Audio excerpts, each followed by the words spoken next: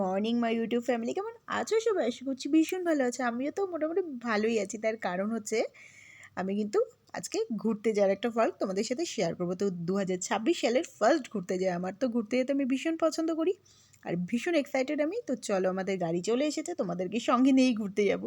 তো বেরিয়ে পড়েছিলাম ভোর 4:30টার সময়। দেখো জাস্ট অন্ধকারটা দেখো। তো আমার হাবিকে বলছিলাম যে বাঘ ঠাক চলে আসবে না, তো আমার হাবিও বলছে সত্যি কথাই তাই। তো দেখো ফাইনালি কিন্তু আমি একটু ঘুমিয়েও পড়েছিলাম গাড়ির মধ্যে। তো আমরা পৌঁছে গিয়েছি ফাইনালি 6:15 মানে 6:15 নাগাদ। তো তখন দেখো জাস্ট আই এম তো অবাক পার্কিং লট দেখে, যে এত গাড়ি, মানে আমরা আসার আগে এত মানুষজন চলে এসেছে। তো আমার হাবি তো বিশাল এক্সাইটেড হয়ে চলে গেছে দেখো। তো আমরা উঠতে হবে আমাদের পুরো সেই 5,000 ফিট হাইতে। তো কিছুটা গাড়ি অনেক দূরই গেছে, বাট এখান থেকে কিন্তু হেঁটে যাওয়া ছাড়া আর আর কোনো রকম কোনো উপায় নেই। তো সেটাই, এবার হাঁপিয়ে গেছি, সবাই এখানে একটু রেস্ট করছি আর পাহাড় দেখছি। পাহাড় দেখার স্বপ্ন বিয়ের আগে এত পরিমাণে ছিল, বাট বিয়ের পরে আমার হাবি এত পরিমাণে পাহাড় দেখিয়েছে, মানে সব আমার এমন ইভেন আমার ছাদের থেকেও কিন্তু পাহাড় দেখা যায় দু তিনটে। তো আর আমি বলছিলাম এটা বৌদি ভাইও হচ্ছে ভিডিও লাভার, মানে ভ্লগ করে, তো আমিও সেরকমই। আর আমার হাবি সব ভিডিওগুলো তুলছে আর বলছে সমস্তটা তোমারই কাজে লাগবে, আর এটা রিয়েলি সত্যি কথাই। তো ফাইনালি আমরা কোথায় ঘুরতে এসেছি সেটা তোমাদের সাথে দেখাচ্ছি, আর ভীষণই ইন্টারেস্টিং হতে চলেছে আজকের ভ্লগটা। তো please like comment share subscribe করে আমার পাশে থেকো নেক্সট ভিডিওটা দেখার জন্য।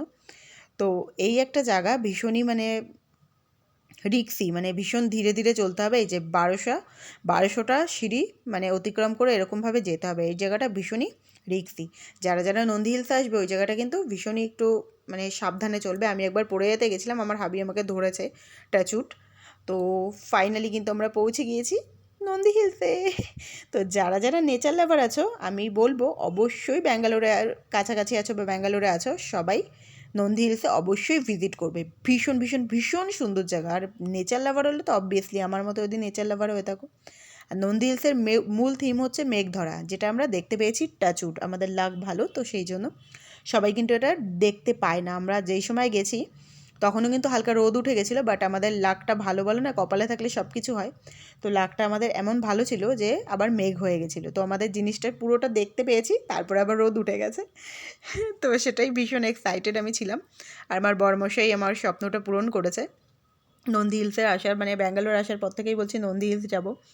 তো সেটা, আর দেখো এই যে তার মধ্যে নন্দী হিলসের মধ্যে দেখো রয়েছে মন্দির, সেটাও ঘুরিয়ে দেখিয়ে দিলাম। আর এত বড় ধুতরা গাছ আমি কোনোদিনও কখনো দেখিনি। মোবাইলে জানি না কতটা কি দেখা গেছে, বাট প্রচুর বড়। আর ধুতরা ফুলগুলোও ঠিক তেমন বড়, আমি আগে কোনোদিনও দেখিনি। তো এটা সূর্যাকুণ্ড না নন্দীকুণ্ড আই ডোন্ট নো, তোমাদের জানা থাকলে অবশ্যই কমেন্ট সেকশনে আমাকে জানাবে। তো দেখো এর ভেতরে কিন্তু প্রচুর পরিমাণে মাছ রয়েছে। তো ফাইনালি সমস্ত কিছু দেখে আমরা বেরোনোর পথে একদম তো বেরিয়ে যাব, যেহেতু আমরা একসাথে দুটো জায়গায় ঘুরতে গিয়েছিলাম।